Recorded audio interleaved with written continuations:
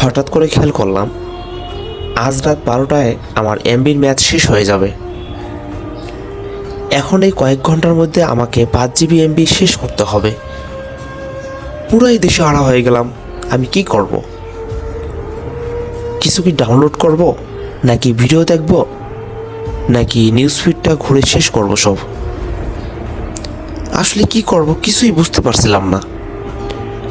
এত মূল্যবান এমবিগুলো এভাবে নষ্ট হয়ে যাবে, কোনো কাজেই আসবে না আমার। কিছুই মাথায় আসছে না আমার।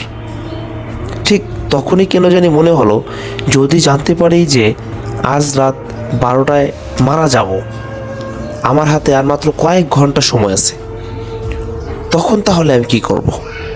নামাজ পড়ব, কোরআন তেলাওয়াত করব, নিজের গুনাহের জন্য মাপ চেয়ে নেব, নাকি মনের ইচ্ছেগুলো পূরণ করব? আসলে কি করা উচিত? আপনারাও একটু ভেবে দেখুন তো। সত্যি যদি জানতে পারেন যে এই দুনিয়ায় আজকে আপনার শেষ দিন, তখন আপনি কি করতেন? কি করে আপনার মূল্যবান সময়টাকে শেষ করবেন? তাই বলছি, সময় থাকতে নামাজ পড়ুন। আল্লাহ আমাদের সবাইকে বোঝার তৌফিক দান করুন। আমিন।